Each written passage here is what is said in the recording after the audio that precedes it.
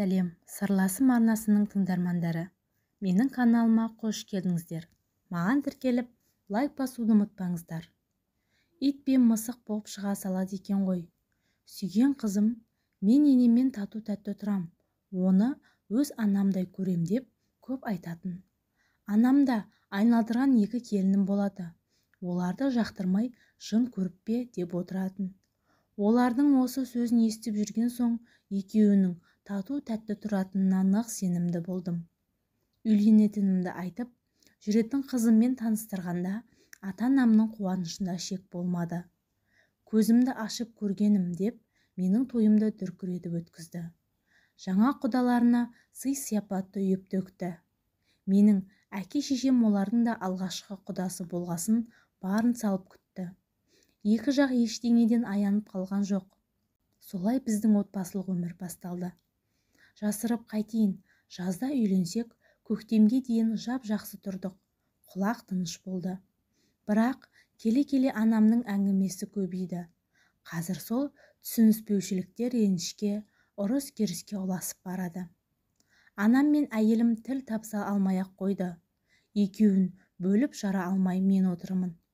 Екеуі де мен үшін ерекше, орны бөлек.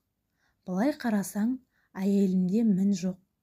Ерте тұрып жұмысқа кеткенше ата-анамның таңғы асын әзірлеп, онша-мұнша жерді жинастырып кетеді.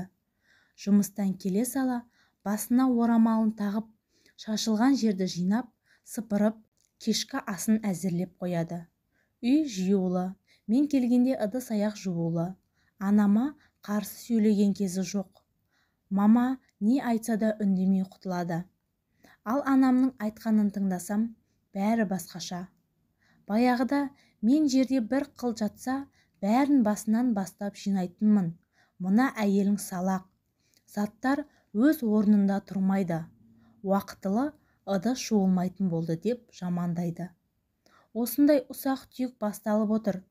Расында да анам тазайын адам. Кітаптағы ережелермен өмір сүреді. Кейін істей салам деген сөз оның сөздік қорында жоқ. Түннің жарымына дейін жүрсе де бастаған ісін аяқтап барып жатады. Әр заттың өз орны бар. Алып орнына қоюды ұмытып кетсек, бала кезде таяқ жейтінбіз. Соны менің әйелімнен талап етеді. Әйелің бір күлмейді, бүдірейіп қалған. Қонақ келсе қабақ ашылмайды деп шағымданады. Оның бәрі Айданаға айтсам, 5 күн жалғанда бәрін бір ережеге сыйғызып, рамкамен шектеп өмір сүрмекші. Не бопты орындары ауысып кетсе. Сыртқа шығып кеткен жоқ қой, деп күйіп піседі. Айтып отырса, оныкі де дұрыс сияқты. 1-2 кесе кештеу жуылса бірдеңе қирап қалды ма, дейді. Шынымен оның мінезі ауыр. Ашылып, әңгіме айтатын кезі сирек. Енеме жағу үшін өтірік күліп жүрейін бе? Барым осы ғой. Қонақ күтуден шаршамаймын. Келе берсін. Енді бекерге ыржалаңдап отырмайтын шығармын. Айтатын болсам, менде де ауыз бар ғой. Үлкен кісіге сөз қайтармаймын деп бәріне үндемей құтылам, деп ақталады. Оның сол сабырлығына да ризамын бір жағынан. Екеуінің келіспеуінің тағы бір себебі балалы бола алмай жүргенімізден де сияқты.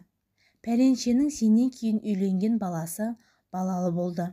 Мен қашан немерені иіскеймін, қатыныңа айт, дәрігерге көрінсін деп отырады. Айдана онысы да барып тексерілген. Бәрі дұрыс, денің сау, күйеуіңмен бірге кел депті олар. Ал мен өз денсаулығымды жақсы білем. Балалы болатыныма 100% сенімдімін. Бұйырған күні болар деп күтіп жүрмін. Апа, Нұрым да барып тексерілу керек деп айтып қалған еді. Сен менің баламды берісіз деп тұрсың ба? Оның түк күнәсі жоқ деп тағы шу шығарды. Маған шаң жуытпайды. Осы күні Айдана апаммен қатты ұрсып қалмай тұрғанда бөлек шығайықшы дейтін болды. Менен кейінгі ініме үйленсейші десем, асығатын түрі жоқ. Қызы дайын емес екен. Одан бұрын еншімді алып кетсем, әке-шешемді өкпелетіп алатыным анық. Сен әйеліңді жақтайсың, оған қатты айтып жолға салмайсың дейтінді шығарды мамам. Шынымды айтсам, бар мәселе әйелімде емес, анамда. Бірақ оған Кінә сізден, келініңіз жап-жақсы деп айта алмаймын. Олай десем өмір бойы бетіме қарамай кететін шығар. Үлкен кісі ғой деп үндемеймін.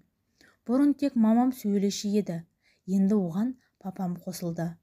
Үйдегі ұрыстан шаршап кеткен бе, балам ақыры балалы бола алмай жүрсіңдер, ажыраса салғандарың дұрыс шығар, әлі жассыңдар ғой деп айтып қалды.